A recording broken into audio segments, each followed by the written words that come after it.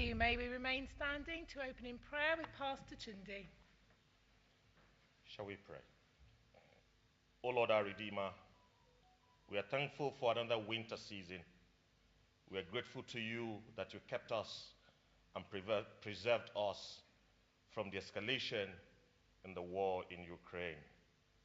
Father, we magnify you above all the tension and the chaos of this war that has caused us in this country and in our communities. O Lord God, we bring that you will help us to wipe out all this disruption and that this war will come to an end. We thank you for the government of our Royal Majesty the King. We bring before you the autumn statement that has been presented today at Westminster. Father, grant the government, the opposition, and the entire Parliament the wisdom to walk through this implementation so that the best possible outcome will come to us and we will have the joy of a good season. We particularly commit this council meeting tonight unto your hands in Hillingdon. O Lord, direct all our deliberations. Father, we ask that you lead the cabinet and steer them in the right direction that this council will have success. Father, bless the mayor. Bless the leader of the council. Bless the leader of the opposition. Bless all our councillors. We thank you for the amazing work that you do all across Hillingdon. Father, we thank you for the peace and the tranquility of our communities.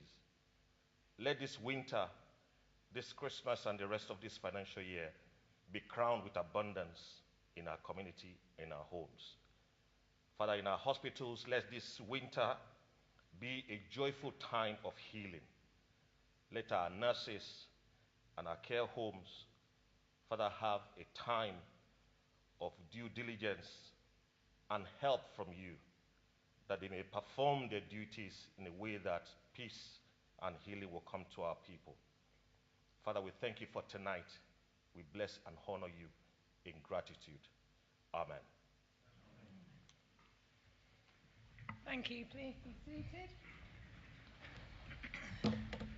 Just before we start, can I just have a reminder? Can everyone please check their phones are off or on silence, please? I will give you a couple of seconds to check your telephones. Thank you.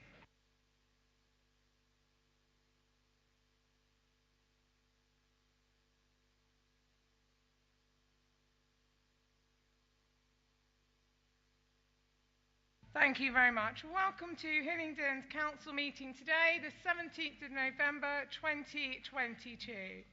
We will start as on the order sheet. Point 1, apologies for absence. Thank you, Madam Mayor. I have apologies from Councillors Gardner, Lackmana and Nelson. Thank you. Are there any other apologies? No, thank you. We shall move on to order number 2, the minutes of the last meeting, which you have with you. Has everyone read the minutes, received them, and are they agreed? Thank you. We move on to order point 3, declarations of interest. Are there any declarations of interest in the matters arising today? No, I will take that as a no. And now we move on to the Mayor's announcements. I cannot believe, actually, that we are halfway through the memorial year, and there has been so much to be thankful for in our borough. Here in Hillingdon, as we know, we belong to an extraordinary community, a community that really has a heart for others. Over the last couple of months, we have been acknowledging the tireless and continual service of us all here. Councillors, officers and staff, and how we all connect to our community groups and businesses to support each other as a council. How we work hard in our communications and supporting and serving others. This has shown throughout our borough in many ways. Recently, we joined in a celebration of a resident who was over 100, and she was still volunteering in Ruislip.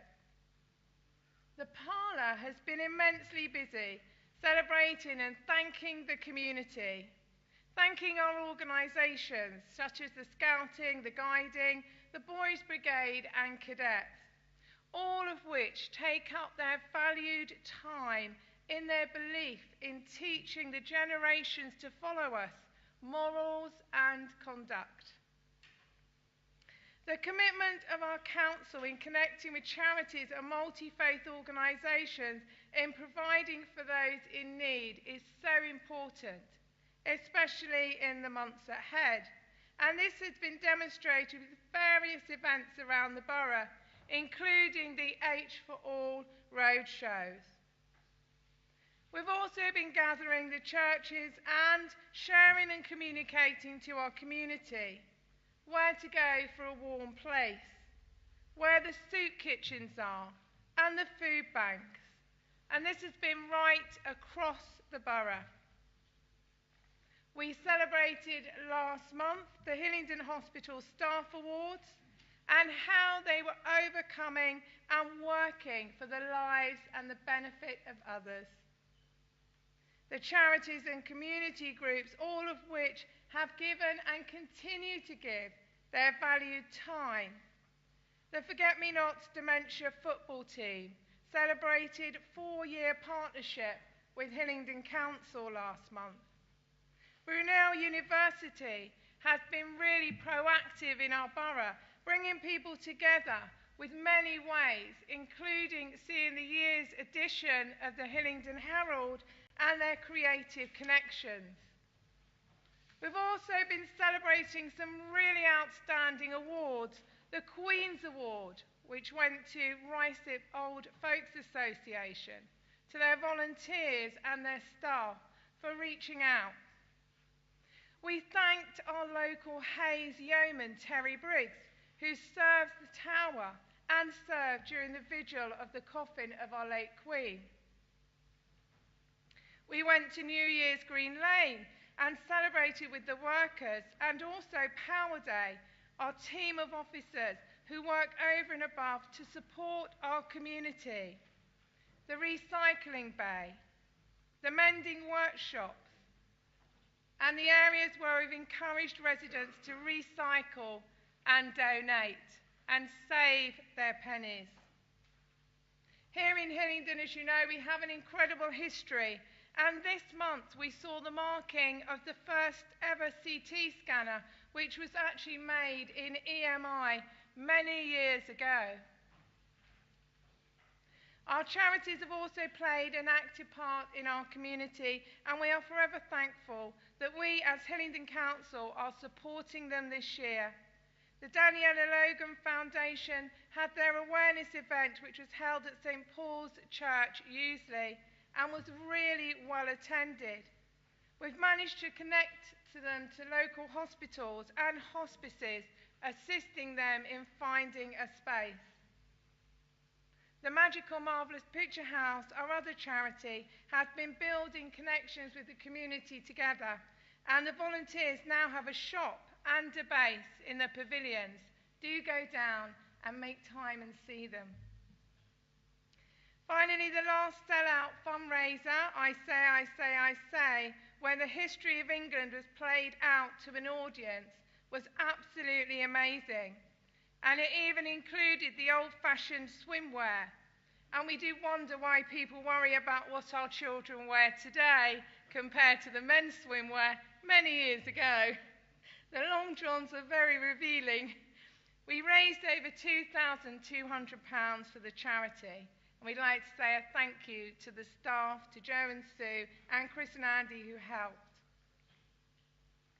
Our thanks also goes out tonight to all those serving here in the council, all the councillors, and everyone serving in the roles of the community. And as I'm halfway through, I'd like to thank my consorts and escorts, Marios, Polly, Ellie, and my mum who stood in. My final thanks, though, go to our Deputy Lieutenant Bruce Holder, who, as you know, has now retired.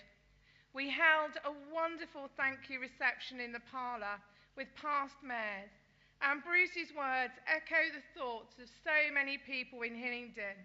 Bruce said, Hillingdon has been the wellspring of friendship and support, and we shall always cherish that.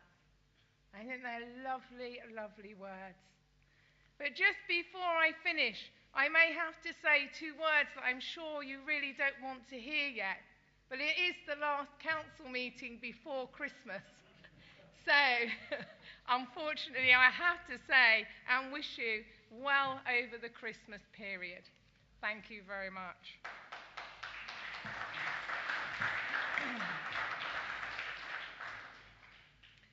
We can move now on to order number 5, which is the report of Head of Democratic Services, and I shall pass over to the leader, Councillor Edwards. Thank you very much, Madam Mayor. The report at agenda item 5 is in 3 parts, which, with your permission, I will move together. The first part concerns change to the Constitution consequent to us automating some of the member inquiry process. It is set out quite clearly the changes that are expected as a consequence of that. The second item is a minor change around our governance, which combines the Appointments Committee and Appointments Subcommittee to get rid of unnecessary cumbersome governance that existed. It has no change in effect in terms of its powers or the membership when it comes to the selection of senior officers. And the final part, relates to the Health and Wellbeing Board membership. I move that the 3 recommendations are agreed. Thank you. Is that seconded? Madam Mayor, I second and reserve my right. Thank you. Are there any other speakers? No? Okay, is that agreed?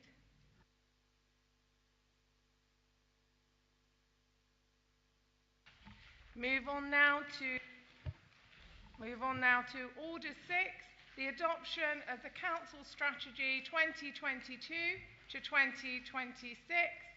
Our leader of the Council, Councillor Edwards. Thank you very much, Madam Mayor.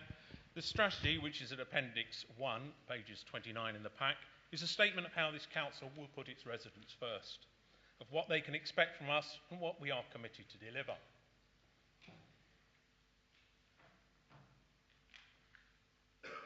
It has within it the 5 themes: safer and stronger communities, thriving and healthy households, a green and sustainable borough, a successful local economy, and, of course, a digitally enabled, modern, well-run council. This is underpinned, and flowing throughout it all is our sound financial management.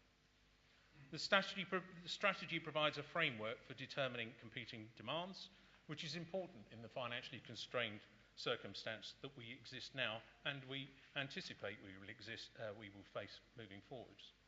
It informs our spending and our investment plans up to 2026. The adoption of the strategy requires the Council's approval. It has been subject to public consultation and examination by the select committees, and that is reported at Appendices 2 and 3, pages 33 onwards. There has been good support for the themes, and there has been a good response across the borough, both north and south. It has been considered by the Cabinet twice. I'd like to thank the officers for their hard work in the construct of the strategy and the management of the consultation process. And I commend the strategy to this chamber and move the recommendation that it be adopted as part of the Council's policy framework. Thank you. Thank you. Is that seconded? Thank you, Madam Mayor. I am pleased to second this report and reserve my right. Thank you. Are there any other speakers? No. Is that agreed? Here we now move on to the questions from members, order number 7, and we go straight on to 7.1. Question submitted by Councillor Gohill. Thank you, Madam Mayor. Will the Cabinet member update the Council on the progress of the Hayes Regeneration project, please? Councillor Avery. Thank you, Madam Mayor, and thank you to Councillor Gohill for your question. The 2 redevelopment projects we are undertaking in Hayes Town Centre and on the Avondale Estate in Hayes represent a significant investment in our council housing stock. Before undertaking the project, there was extensive consultation with local residents on the benefits scheme to them and their rights to a new property on the estate. As a result of this excellent work by officers in the Council Housing Tenancy Management team, in May 2021, there was an overwhelming vote in favour of regeneration on both estates, an outcome that has not always been achieved by other councils. Following the vote, the project team, led by the Corporate Director Perry Scott, has mobilised at pace to deliver key milestones to enable residents to enjoy their new homes as soon as possible. Following the extensive design consultation with residents, the Council has received planning consent for its proposals, and that will provide 740 high-quality new homes, 50% of whom are affordable for existing residents. And I would at this point say that Phase 1 will contain a high proportion of socially rented homes. It will also have an enhanced public realm, community spaces and connectivity to the wider area that will benefit everyone in Hayes. At the same time, the Council has run a competitive process to find an experienced developer partner to help us deliver this scheme. We are delighted to say that Higgins Partnership have now started on site. And the first phase of the development ran a very successful Meet the Developer event in the half term to introduce themselves to our residents. Regeneration projects are complex and prone to delays, so getting on site is important, and to recognise that we have made this level of progress in a short space of time is a real achievement and a testament of the interest and involvement of the residents of both estates. We will continue to honour all of the commitments in our landlord offer to residents to retain existing communities, which means that council tenants have the right to return to one of the new homes, but can also choose to move off the site if they wish. We hope that residents will choose to stay and benefit from the fantastic transformations on its way. We would hope for the first new homes ready for occupation in 2025. In closing, I wish to thank all of the officers, led by Perry Scott and his senior management team, that have worked and continue to work that this scheme will be delivered as we have promised. Thank you. Thank you, Councillor Avery. Do you have a supplementary, Councillor Gohill? No, Madam Mayor. Thank you. We shall move on to 7.2 on the question sheet, submitted by Councillor Makwana. Thank you, Madam Mayor. What success has the Council had using natural flood prevention to protect residents from flooding? And Councillor Lavery again. Thank you, Madam Mayor, and thank you to Councillor Makwana for your question. Natural flood management is the process by which interventions are designed to work with the natural flood processes as opposed to constraining them. Embankments, river defences, storage tanks and artificial hard engineering storage basins are not natural flood management activity, although in the right circumstances they can provide valuable respite, particularly in urban areas. Natural flood management techniques can include the creation of new ponds at strategic points of rivers, natural in-watercourse channel dams, or planting of new wetland. The purpose of all of these interventions is to slow down the movement of water rather than merely move it faster to somewhere else, and allow the water to take its natural path but at a slower pace. The advantage of this is that it stops the water channels being flooded, and particularly as we get more of the rainstorms we've seen recently, where we get very high intensity rain very quickly. The Council has used its own green space in a more active manner to study floodwater, and we have 3 recently completed projects in Bessenby Park, which was in my old ward but is now part of East Coast, and in Elephant Park and Court Park in Hillingdon East. All use a form of natural flood management by holding the flows and discharging the water within the green space area. The projects have been completed this year, but the feedback on Bessenby Park is already that it has provided significant benefits to the residents who used to experience flooding, and this was seen most notably during the heavy rainfall in October just gone. These solutions will in the long term help to contribute to a more diverse environment with different flora responding to the wetter environments, which in turn has benefits from a more diverse range of fauna.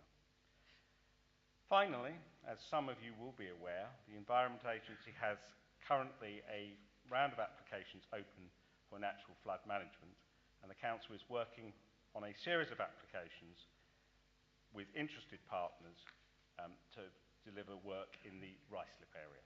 Thank you. Thank you, Councillor Lavery. Do you have a supplementary, Councillor McWan? No, thank you, Madam Mayor. Thank you. We now move on to question 7.4 by Councillor Lewis. Thank you, Madam Mayor. As a preface to me asking the question, can I just say that I sat with colleagues on the Audit Committee on Tuesday evening to hear Alex Brown, the head of counter fraud, report on just how effective his team had been in quarter 2. Sorry, I need to interrupt you. Can you just ask the question, please? It's not about you. Please, can you just ask the question that's on the order sheet? I'm pleased to ask question 7.4 as set out on the order book. Thank you very much. And that is going to be answered by Councillor Goddard. Thank you, Madam Mayor, and thank you to Councillor Lewis for the question. Madam Mayor, our counter-fraud team supports the Council in meeting its statutory responsibility under Section 151 of the Local Government Act 1972, as far as concerns the prevention and detection of fraud and corruption. The work of the counter-fraud team underpins the Council's commitment to a zero-tolerance approach towards fraud, bribery, corruption, and other irregularities, including money laundering. As well as counter-fraud activity, the team also conducts a range of other types of investigative work which do not necessarily have a criminal element to them, such as revenue inspections and disciplinary investigations. There is also a range of preventative work that the team is responsible for, such as fraud awareness, training, and ensuring the Council has up-to-date and appropriate corporate investigation policies and procedures. The team also leads on the Council's assessment of the risk of fraud and corruption across all Council services. Madam Mayor, it's important to recognise that the team's work yields benefits to national government as well as to this Council, particularly in the area of housing benefit fraud.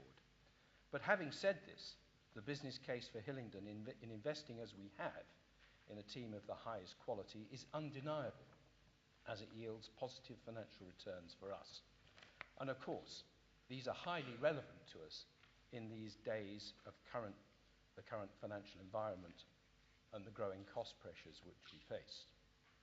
In the financial year ended 2018-19, the team generated £1.2 million of loss prevention and savings.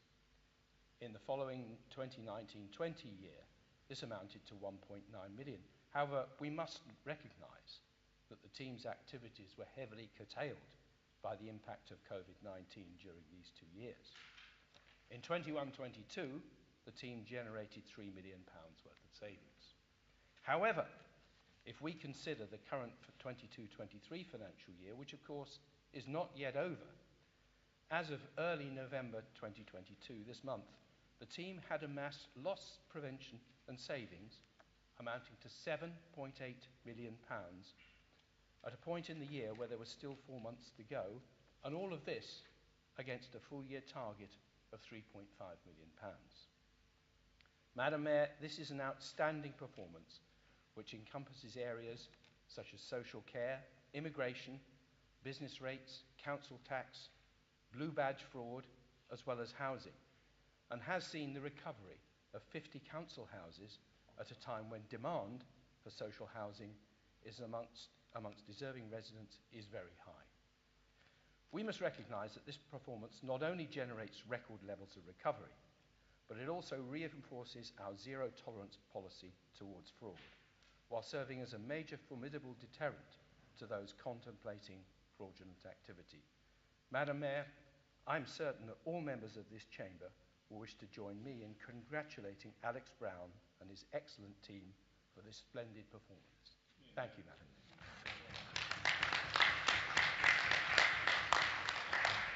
Thank you, Councillor Goddard. Do you have a supplementary question, Councillor Lewis? No, thank you, Madam Mayor. Thank you. We now move on to 7.3, a question submitted by Councillor Bennett.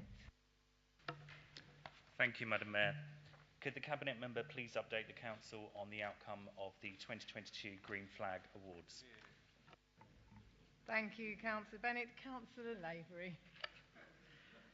Thank you, Madam Mayor, and my thanks to Councillor Bennett for his question. The awards, which celebrate the most beautiful and well-managed outdoor spaces, nationally and internationally, were given to 4 new sites across the borough this year. Madam Mayor will be familiar with them, having had her picture taken in all of them.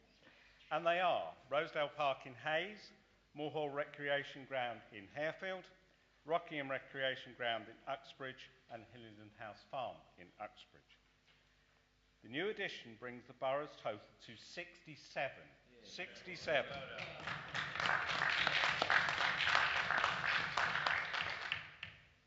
And for those interested in the north-south split, 27 are north and 40 are south. And as most of you will know, having heard this before, we do have the most green flags of any borough. Indeed. The annual Green Flag scheme is judged by a group of environmental charities, including Keep Britain Tidy, and recognises accessible green space and is the national standard for public parks. To be awarded a flag, parks and green spaces must meet stringent criteria shown to be welcoming, community-orientated, friendly to the environment, well-managed and clean. The 4 new parks are a variety of parks, but I will talk in particular about Hillingdon House Farm, which, for those of you who don't know exactly where we are, it's the leisure space behind the Uxbridge Leisure Centre. It has recently had a biodiversity boost after special waterways were created to help newts and wildlife navigate between the water channels. And most importantly, this work was led by Green Spaces, and my thanks to them for their work, but also by a team of dedicated volunteers. And again, Madam Mayor will remember the walk that we took up there on a slightly wet day. But the volunteers that come every single week to help maintain this space. But if I could give, in closing, my thanks to Stuart Hunt and the Green Spaces team for all of their hard work in getting and keeping these awards. As an aside, I will also recognise the Friends of Eastcote House Gardens, who volunteer to look after the gardens, and in particular the walled garden, and they, on their own account, made an entry into this year's London in Bloom competition and won 4 prestigious awards. So we owe a thanks to them for the hard work they do all year round. Thank you, Madam Mayor.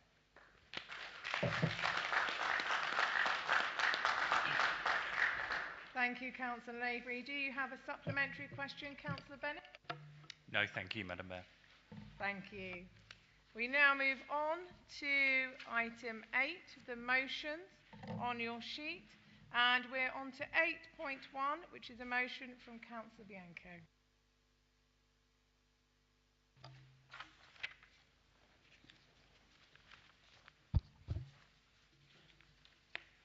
Madam Mayor, good evening. You and most of the people in this chamber tonight will recall that a few months ago, this council passed a motion unanimously condemning the Mayor of London's proposal to enlarge the ultra-low emission zone, or ULEZ as it's known in common parlance, to include the outer London boroughs and in particular, of course, Hillingdon. We were aware then, and nothing has changed since, that such a move will have a seriously detrimental effect on many of our residents, as well as those who travel from outside London to work in one of our many businesses or institutions in the borough, including both this council, our schools and the NHS. It's difficult to know whether the Mayor has actually read our response to his consultation, or indeed the very many similar responses made by other boroughs and organisations all opposing the ULEZ expansion. But what we do know is that his decision, which he has now admitted is purely based on raising cash, is now imminent. The purpose of this motion, therefore, is to offer the Mayor a way out of this potentially unpopular move.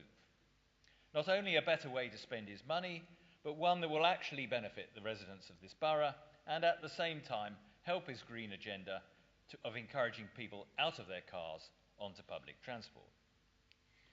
It is good news that after much delay and overspend, Crossrail, or the Elizabethan line as it's now known, is now up and running, offering residents a quick, regular, efficient and fairly green way of accessing central London, all the way from Paddington to Stratford and beyond. However, this offer is only currently open to the residents in the south of the borough, as it doesn't make any sense for those based in the centre or north to travel using current methods to either West Drayton or Hayes and Harlington to pick up a train. However, what this borough lacks, and has for so many years, is an effective, fast or express bus route operating north-south through the borough. This proposal is that such a route be instigated, starting in the north of the borough, linking Uxbridge and Brunel, and ending at the new Elizabethan line connections at West Drayton and Hayes and Harlington. This route would enable our residents, or all our residents perhaps, to make full use of these new transport hubs, and will undoubtedly lead to a reduction in car use, parking problems near these stations, and ultimately an improvement in air quality. As an example, if you were currently to take the U4 bus from Uxbridge to Hayes, the estimated journey time is 31 minutes. With an express bus making fewer stops, along with bus priority measures to improve road junctions, this journey could be halved or better. Madam Mayor, this is not a new idea. The former leader of the council, Sir Ray Puddifoot, met Transport for London as far back as the 23rd of November 2017 to make the case for this new express north-south link bus route. And as you can probably tell, we are still waiting. So I don't expect a quick answer, although I can hope. What the bus is called, where precisely it runs, and how many interim stops it makes are all issues for another day. But let's all be clear. If the mayor wants to do something to help the residents of Hillingdon, some of whom, difficult as it may be for some of us to believe, may have actually voted for him, then this is the way to do it, rather than penalise the poorest with the ULEZ tax. Madam Mayor, we on this side of the House, of the Chamber, believe that an express bus route running north-south through the borough will be an effective and green solution which will benefit our residents. I call, therefore, on those present to support this motion and to send a clear signal to both the GLA member for Ealing and Hillingdon and the Mayor of London that there is a sound alternative to ULEZ and that they should just come and talk to us. Madam Mayor, I was disappointed, as many were, I'm sure, today, to learn that the said member, GLA member for Ealing and Hillingdon, voted in favour of the expansion of the ULEZ scheme today at City Hall. Indeed, worse than that, he proposed the motion. So he clearly isn't paying any attention to the wishes of the Outer London Borough of which he is supposed to represent. Madam Mayor, it's not too late to send a clear signal to the Mayor of London, as he hasn't apparently yet made his decision. So let us send that message, and on that basis, I move the motion.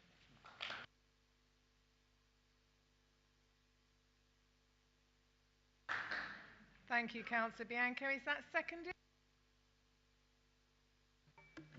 Thank you, Madam Mayor. I'm pleased to second Councillor Bianco's motion. Several months ago, I stood in this chamber and spoke on the ULEZ expansion and how it would be damaging for Hillingdon residents. Since then, in a consultation by the Mayor of London, it's emerged that 66% of Londoners who partook in the consultation were against ULEZ.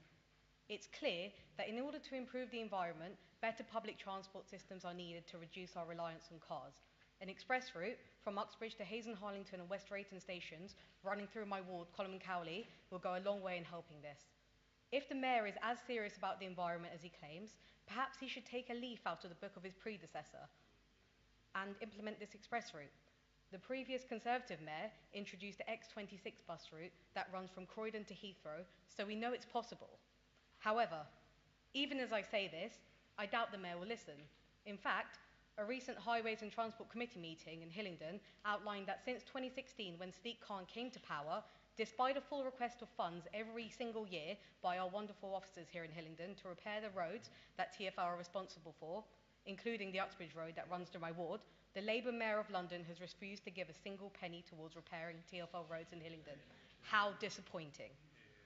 And whilst I welcome the Labour Group's initial support in our effort to stop the expansion of ULEZ, let's be clear why we're in this position.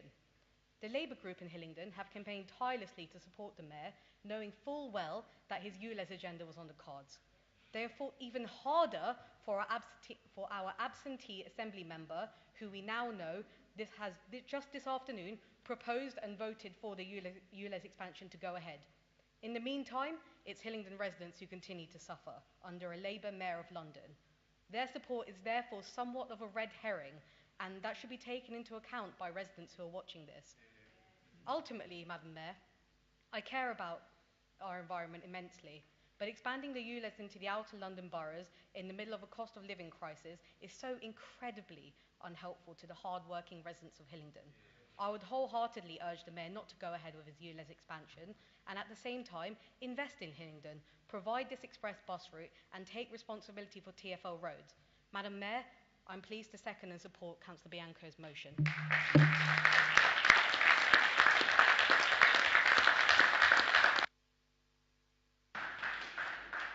Councillor Curling. Thank you, Madam Mayor. I rise to move the amendment that was circulated earlier this evening. Basically, this amendment, I think there is cross-party agreement opposing the ULEZ, and there's no secret of that fact. This is all about funding, as Councillor Bianco said. Well, if it's all about funding, then it's all about the inadequate funding from the government. And in true cross-party style, I think we should be lobbying government as well as the Mayor, so that government can provide the Mayor of London with a better funding deal for TfL to benefit the residents here in Hillingdon. I also would welcome the U-turn on behalf of the party opposite from going from being a non-lobbying council to now a lobbying council, or perhaps that's a party political decision that they make depending on who it is they're lobbying. So basically this amendment is requesting that the council lobby the government just as much as lobbying the London Mayor, so that we can really work truly cross-party for the benefit of the residents here in Hillingdon. Thank you, Madam Mayor. Thank you. Is that seconded? Councillor May. Thank you, Madam Mayor. I would like to second this motion and just highlight to the Chamber and those watching that this council notes the government has failed to inadequately fund TfL.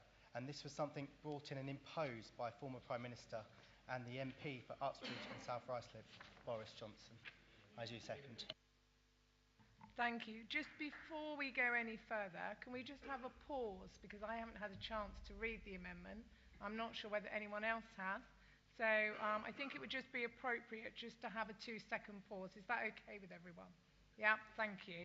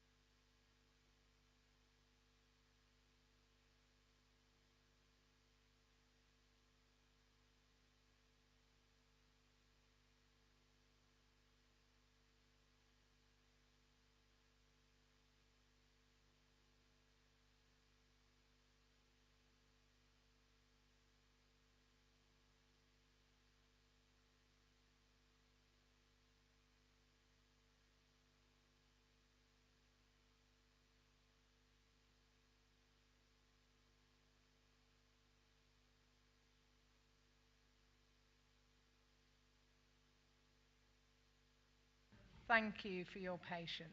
I just wanted to make sure I'd read it.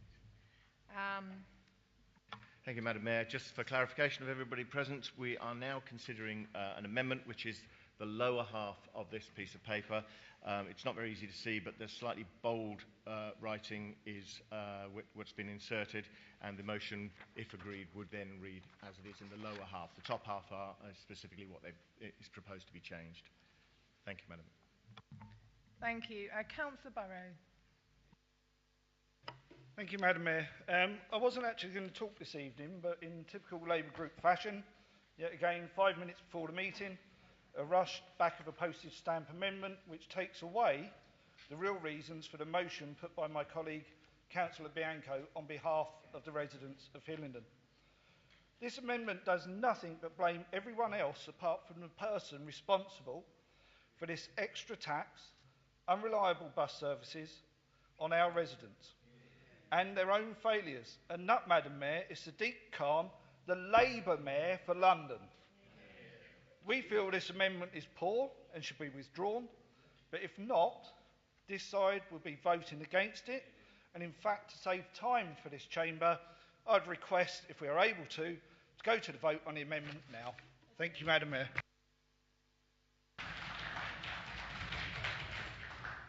Okay, the leader, Councillor Edwards. Madam Mayor, I had no intention. Sorry, can I just clarify? Councillor Burrows can't request that. That can only be requested by somebody who hasn't spoken in the debate, and you clearly just spoke in the debate. Thank you very much, Madam Mayor. I am now going to actually speak on this because I hadn't intended to. The case against this has been very, very powerfully put by Councillor Burrows, but what I was struck with was by the very last-minute nature of this. We were advised 7 minutes before this meeting, even though we gave 7 days' notice of ours. The disrespectful impact that had on the work of this chamber. We noticed that the circulation was handed out to all members whilst you were making your mayor's announcements. It is quite natural, therefore, that people's attention was distracted from your speech and from the information you were provided, and focused on this amendment that had been dropped at the last moment by the opposition. This is a straightforward disrespect to the mayor. It is disrespectful to the people of this borough that the meeting should be disturbed in such way. It has been our long-standing practice that we will rule these out without further debate, and I will not speak any further, but encourage somebody else to do so. Thank you. Madam Mayor, point of order under Standing Order 1411, Part A, Point 2. I propose that, given the comments made, that amendment now be put to the vote. Thank you. Madam Mayor, do you want to take the point of order here?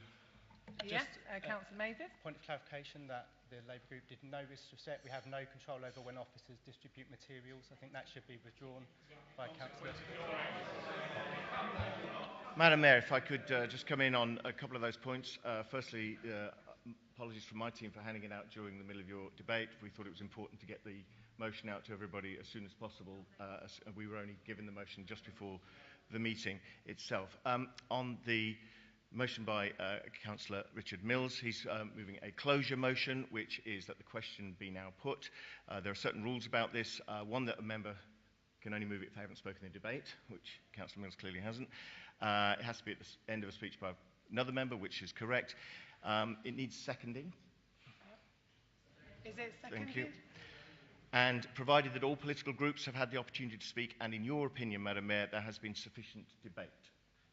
Thank you very much. I believe there has been sufficient debate. We have had a chance to look at it, and we have gone across the parlour. So can I just have, is it seconded?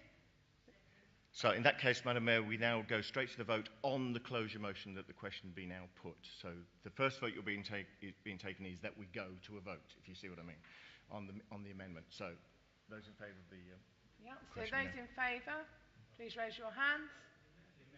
No, for clarification, this is those in favour that the question be now put. Thank you very much. So that's agreed. That's 4. Those against? Against. Are there any against? Are there any against? Thank you, Madam Mayor. In that case, then the mover of the amendment and the mover of the original motion, that's Councillor Curley and Councillor Becker, have the right of reply before we go to a vote on the amendment. So actually, it'll be Councillor Bianco first as moved the original motion, and then... Me first. Well, I shall be very brief. My colleagues have already said it all, on many levels. The Mayor's approach to money is to spend everything he has and more. You've only got to look at the cost overruns on Crossrail to see that he can't be trusted to hold a purse of money. Only to look at the level of the tax rises of the GLA in the time of his office as compared to those of his predecessor, to know that this is just a flimsy excuse. I will be voting against this amendment. Thank you. Councillor Cowling. Thank you, Madam Mayor. It's a pity that our cross-party relationship has broken down, but unfortunately,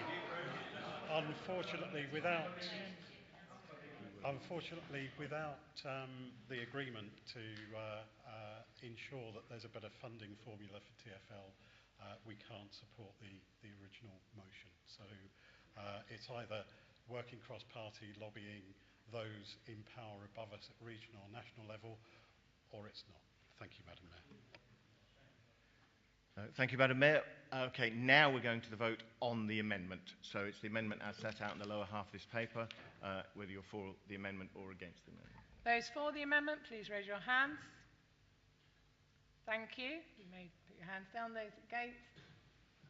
Thank you. It is against.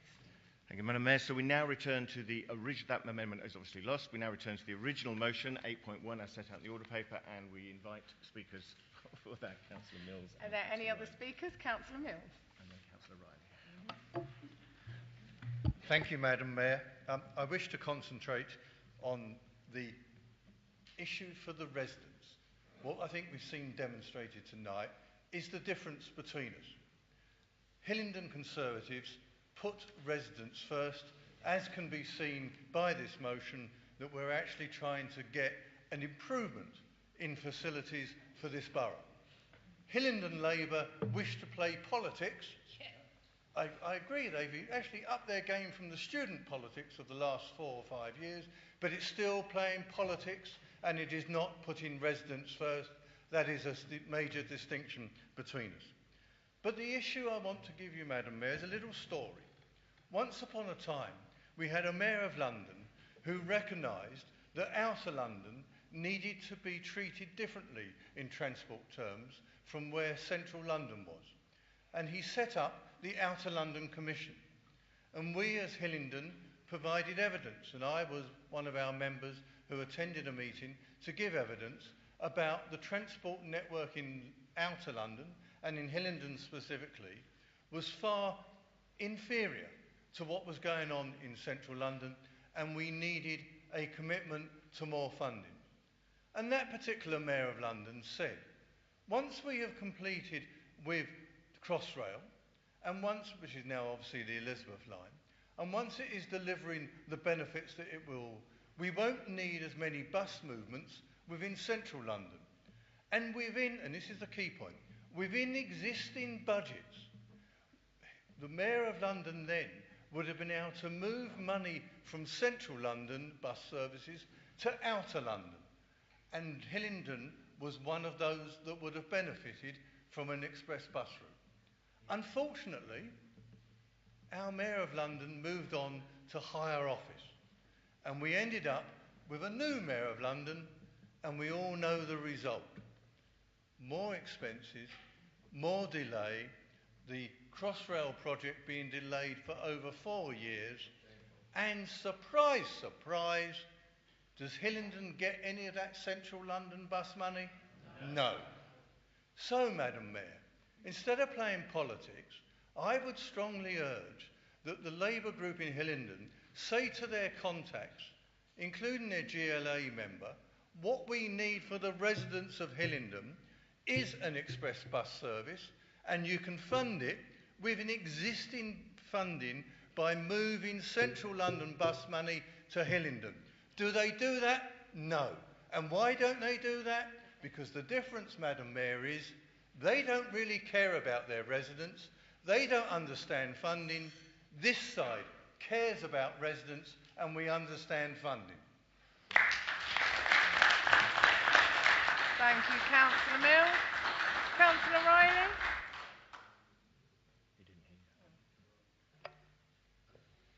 Well, Madam Mayor, I don't know where to start.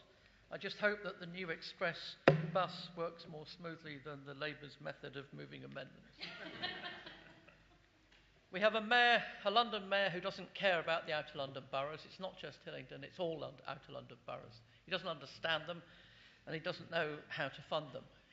We have a GLA member who I'm not entirely certain whether he's actually been to Hillingdon or knows where it is, but he certainly doesn't care a jot for the good people of Hillingdon. But this motion is a very good motion because it highlights a problem, and a problem that has been in being for a very long time, as Councillor Mills has just alluded to. East-west is good. You can get into London by any means that you like, and many different means. North-south and round the outer London boroughs has always been a difficulty. Indeed, even trying to get from the north of the borough to the south of the borough for work or for transport is a difficulty. I've been working in Reading for the last 2 or 3 weeks. I would love to get onto the Elizabeth line at Hayes and Harlington and get to Reading, which you can do. But it takes almost as long to get from the north of the borough to Hayes and Harlington in the mornings as it does to then catch the train to Reading, which doesn't make any sense at all. You're halfway there by car, which is not what we're trying to encourage. So, Madam Mayor, all my colleagues on this side of the chamber, I think, rather than house, depends where Councillor Bianco's ambitions actually do lie. Bless him. I support this motion wholeheartedly, but what we should do is this, surely, is to send a message, a very clear message, to our representatives, such as they are in terms of the GLA, but certainly send a message loud and clear to the Mayor of London. Do not abandon the outer London boroughs. Do not abandon Hillingdon. You use it as a cash cow anyway. You might as well put some investment into it and give us the bus services that we need and so richly deserve. I support this motion.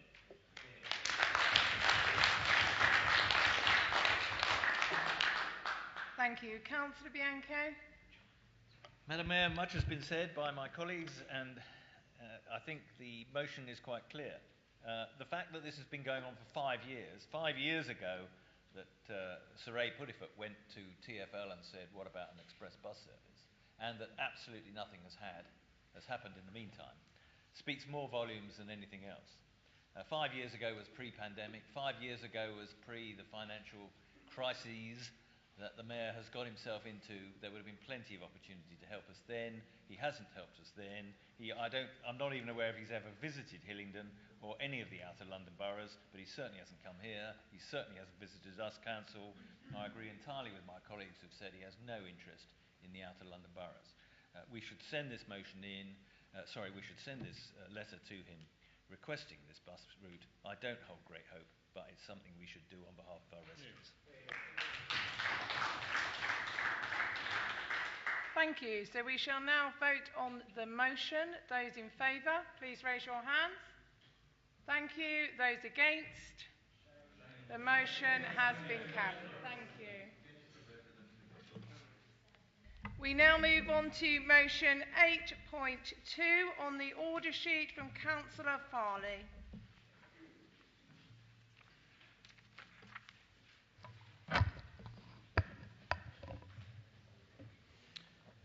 Thank you, Madam Mayor. I rise to move the motion on the order paper before Council this evening. The energy crisis that we are all experiencing deepens day after day, caused primarily by the invasion of Ukraine by Putin's Russia.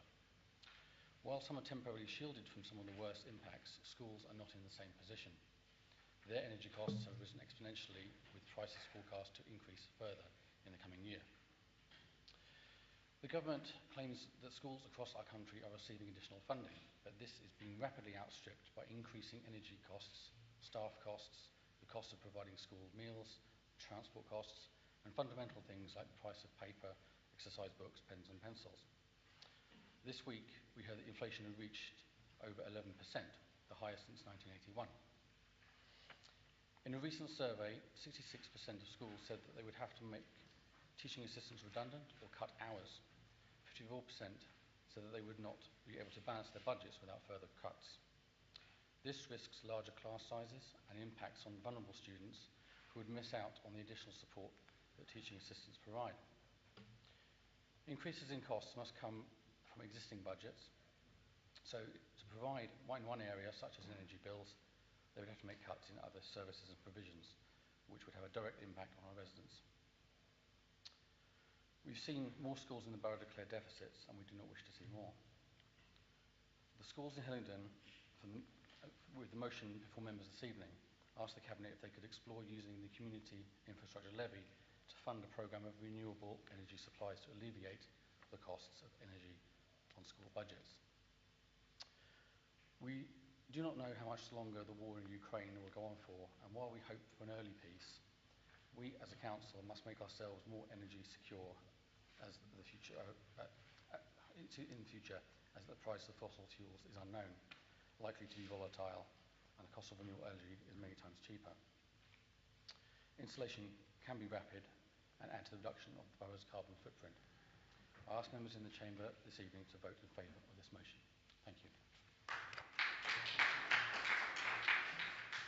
Thank you. Is this seconded? Councillor Mathen. Thank you, Mayor. I formally second and reserve my right. Thank you. Are there any other speakers? Councillor Bianco. Thank you, Madam Mayor. I would like to formally move the amendment shown on the green paper and submitted in good time for everybody to read it.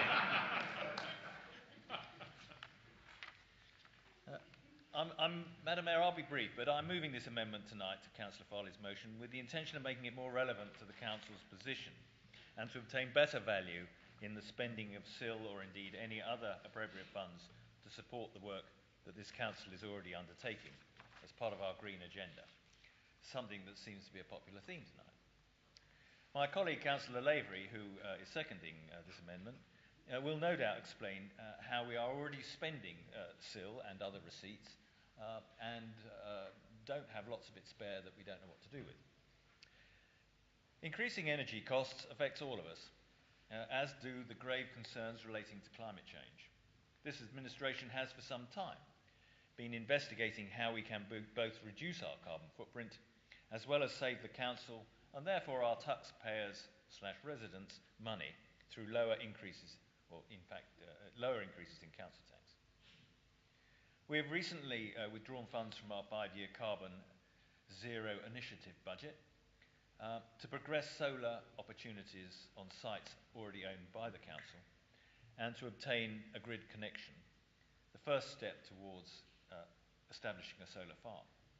This innovative approach will lead to the production of low-carbon electricity being fed into the grid, supporting all our residents.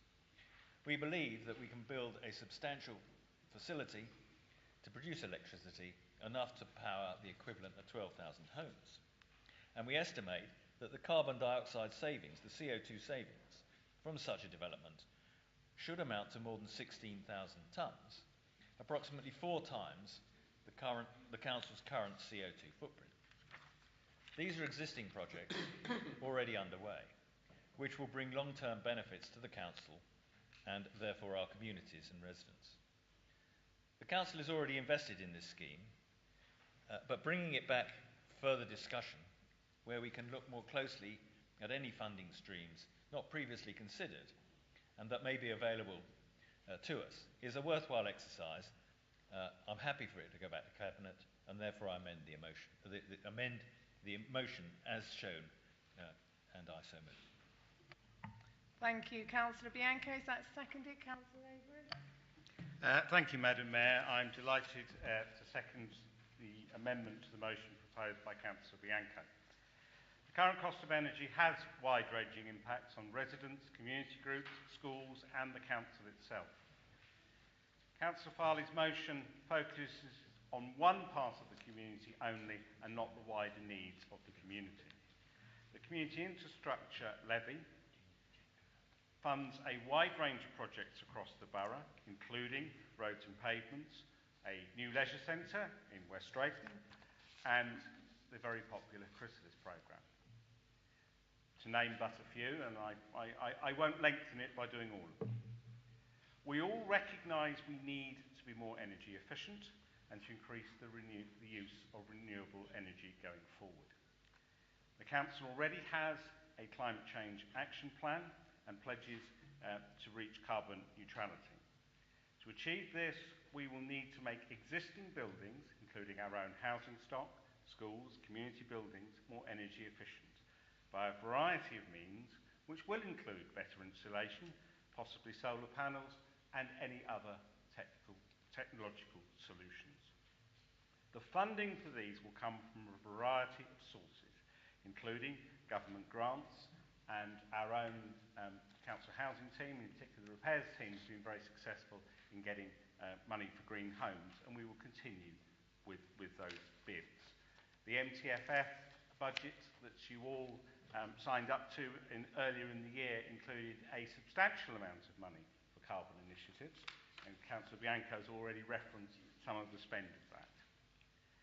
Going forward, the work of the Council will need to ensure that all groups, and that would include schools, know where the relevant grants are and apply for them and know how to be successful in getting them. And for that reason, I therefore support the amendment. Thank you. Thank you very much, Councillor Mabry. Are there any other speakers? It's just to confirm, Madam Mayor, we are now discussing the proposed amendment, which is set out on the last page. Right, yes. Councillor Vindel. Thank you, Madam Mayor. I stand before you today not only as a councillor, but also as a parent, and would like to share with you my personal story. Only last week, my children brought out thick scarves and gloves to wear to school, not for their journey, but whilst they were sitting in their lessons.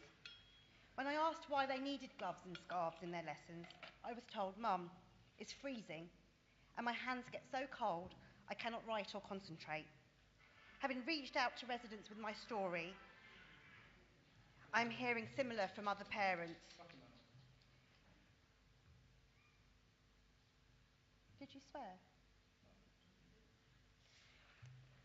In order to ventilate the schools, especially during this time when viruses spread quickly, windows are kept open in all classrooms and the building. This is understandable coming out of the COVID pandemic. However, it is truly heartbreaking that any child has to find ways to keep themselves warm, to learn. Children have no choice. They have to go to school. Therefore, it must be our responsibility to use our means to ensure they are provided with a warm environment to do so. We are only at the start of the winter season, and we have an opportunity to help our schools with their energy costs by supporting them with rapidly installing renewable energies that will help them on the financial drain of keeping their buildings warm.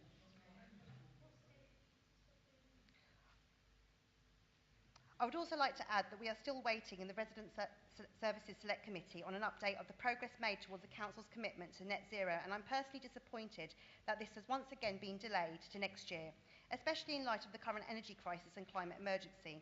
Whilst I acknowledge the amendment to the original motion to broaden the scope of the Community Infrastructure Levy funding and other funding sources used on council land, the energy crisis is not going away, and therefore I would implore the council to make schools a priority. Thank you, Councillor Punja. Sorry, I couldn't see your name on the thing. The light was shining. Councillor Sweeting.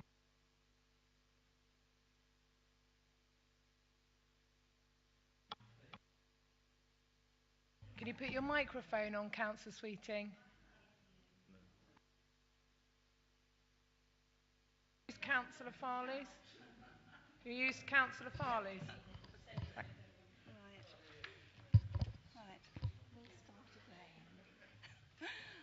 Madam Mayor, I speak on the amendment. It is with concern that this council has replaced a motion which specifically targeted supporting Hillingdon schools and Hillingdon children to a generalised watered-down one which would spread seal money very thinly. It was to be hoped that our council would have taken this opportunity to put right just a very small part of the funding shortfall which schools have experienced for so long. Rishi Sunak as Chancellor pledged to restore pupil funding to 2010 levels in real terms by the end of this Parliament. But as the Institute of Fiscal Studies has reported only recently, that despite funding hikes, rising costs will leave schools worse off by 2024. The IFS has gone on to say that school budgets are on track to be worth 3% less in real terms than in 2010, when Labour left office. Even the 2.3 million extra announced today in the budget is unlikely to fully address this funding gap. The National Association of Head Teachers predicts that 9 out of 10 schools may run out of money in the next academic year due to the perfect storm of high energy costs and the much needed increases to staff wages, which will, even with increases, fall well below in real terms their 2010 level. Recent funding increases have all but wiped out budget increases, and London boroughs such as Hillingdon are particularly hard hit with reducing roles in the primary sector, resulting in projected school budget deficits. The amendment considers the rollout of solar panels and others on council-owned land as having a more widespread benefit. However, this must be balanced against... Sorry, Councillor Sweeting. Can we be quiet, please? Sorry, you can carry on. However, this must be balanced against targeting our cash-strapped schools and our children who have had to endure what no previous generation has had to endure, a pandemic, lasting consequences to their future life chances. The original motion showed loud and clear that this council, our council, was on the side of its schools and our children and recognised the unique funding crisis they are experiencing. The amended version is likely to deliver some benefits, but maybe these can be compared a year from now to the list of Hillingdon schools which will have fallen into budget deficits. It is still time to think again and revert to the original motion. Thank you, Madam Mayor.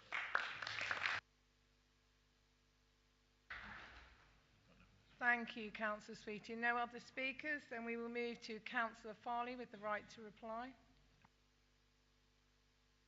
The mover of the original motion has the right to reply on the amendment, and then Councillor Bianco. Thank you, Madam Mayor. I don't have a lot to say on the matter, really. I mean, I understand the sentiment of expanding the scope, but what we were looking at here was particularly for schools because of the situation they're in, unlike residents who have had some reduction to do with the energy price guarantee, but this is a sort of a more unique thing for schools because they are constrained by their budgets. So that's the reason why it's gone down that line. I understand the sentiments. I mean, it's just unfortunate that the reasons for this motion haven't been sort of looked at from that point of view. Thank you. Thank you, Councillor Farley. We now go back to Councillor Bianco. Thank you, Madam Mayor. I just want to make it clear, the purpose of my amendment is to make abundantly clear that we're putting our residents first, all our residents first. And what I've failed to understand, Councillor Lavery pointed out just some of the things that we currently spend SIL money on. What exactly is it the other side would like us to cut in order to provide SIL funds in the direction they suggest? Everybody is suffering at the moment from a cost of living crisis, not just schools, but most of our, I would think, nearly all of our residents, as well as the firms that thrive in the borough or don't thrive as well as they were, and the institutions, whether it's the NHS or the council itself, or care homes and the like. Everybody is suffering, and this council believes that it can do more good on projects that will benefit all our residents than just a narrow band. I fully appreciate that schools are having a tough time, but then so is everybody else. On that basis, I move the amendment. Thank you.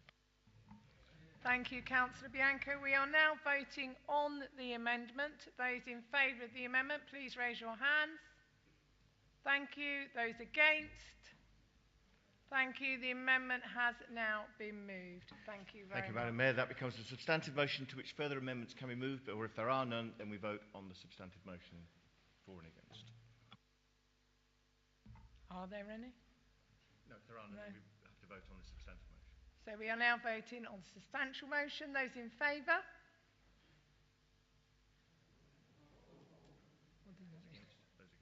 Those against? Okay, that's counted. That's it. Thank you very much. That brings us to the end of the council meeting. I do welcome you to the parlour afterwards, so please come and join me afterwards to the parlour. I now close this meeting. Thank you.